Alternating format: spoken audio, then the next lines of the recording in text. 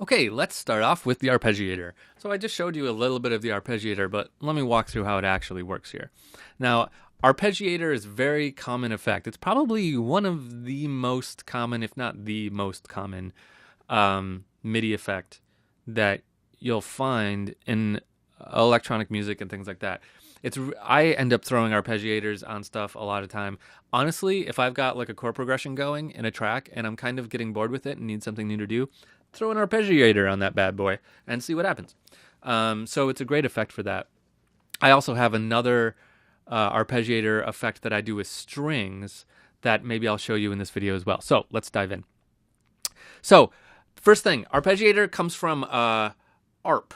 The word, it's kind of like harp. It relates to the word harp. So imagine how a harp plays. A harp is often going and playing notes up and down, and not as often playing big groups of notes all at the same time. It's playing them one at a time. So what this does is it takes a group of notes that you give it and it plays them one at a time. It arpeggiates it, is the musical term, right? So let's give it some notes. So instead of playing on my keyboard, I'm going to draw some notes here so you can see what I'm doing. So let's give it a nice A minor chord. So I'm just going to do this. So I'm going to go A, C, and E. Okay, so 3 notes.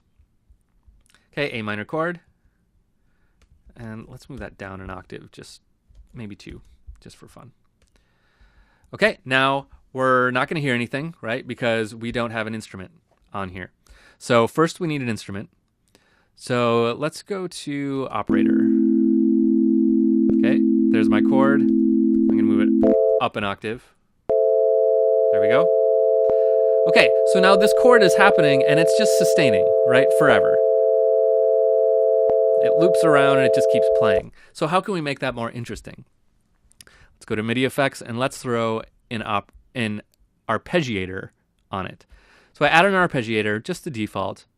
And now, just out of the box, this is what that does. So remember, hopefully this makes sense. So what it's going to do is it's going to take those 3 notes. It's going to play them one at a time over and over. It's basically going to make sure only one is playing at a time.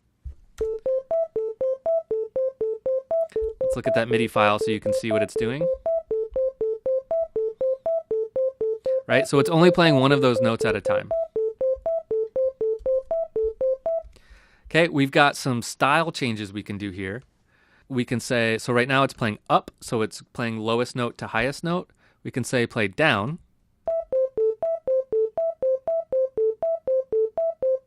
Right? We can say play up and down. So let's go up and then down. So it's going up and then down and then up and then down, and it's always resetting on the downbeat. Some weirder ones here. I'm a big fan of random other, and random once, so don't repeat notes. Let's do that. Or sorry, let's do that. Okay, so now we're on totally random. Okay, and then we can change the speed right here. Right now we're at an 8th note. Let's change that to a 16th note.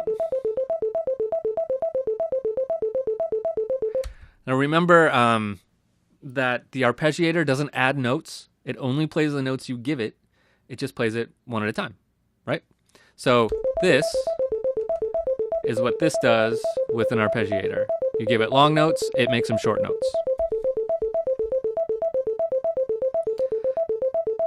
We can also do a couple of other things here. We can transpose, we can set up some retrigger repeats and things like that, but the main thing that I always go to with this is, what do I want the order to be? And I often just latch on to random. And what do we want the speed to be? 8th note, 16th note, triplet, some kind of triplet, something like that. So let's set it to 16th note. All right, that's cool. Let's change the sound to make it a little shorter sound. Right? So that change that I just made with this envelope is not in the MIDI effect. I just thought it would sound interesting, so I changed it. I could also do something with the gate here to simulate a similar thing, but so that's the arpeggiator. So it just plays our notes one by one at the given rate and in the given order that we tell it, and the order is this style. And let me show you my string trick, because I actually really like this. So I believe I have on here string libraries, orchestral strings, sounds, and let's do violin section.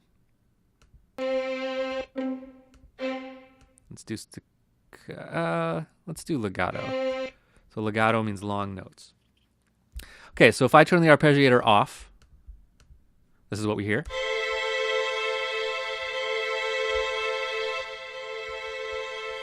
Okay, nice string sound.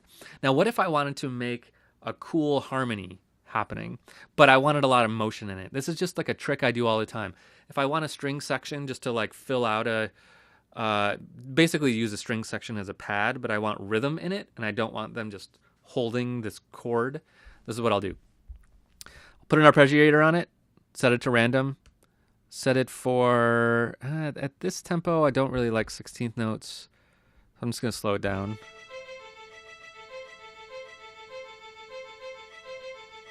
Okay, that's pretty nice. Now, I want a harmony, right? An arpeggiator is only going to let us have one note at a time. So what I'm going to do next is I'm going to duplicate this whole track. And now I've just added a harmony. Why? I didn't change any notes, but my arpeggiator is set to random, right? So the odds are most notes are going to be a harmony.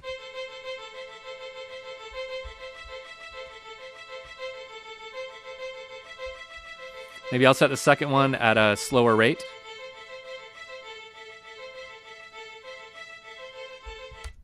Right, and now, if I really just want to get cool with it, I could change the chord.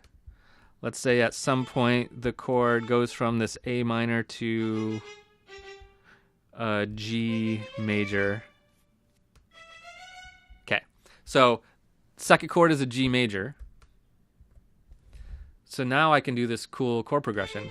So here's my A minor, the arpeggiator, 2 sets of random notes, and we'll switch chords.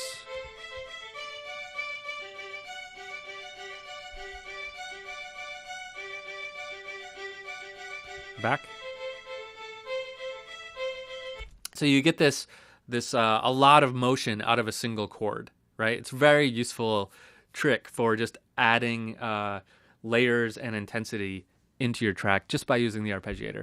So that's a trick I like to do a lot of time. Great, so that's our arpeggiator.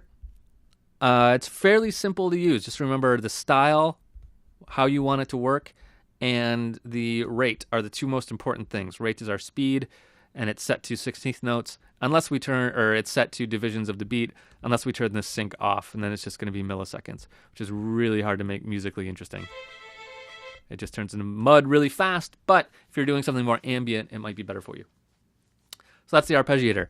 Great, let's go on and look at the chord MIDI effect next.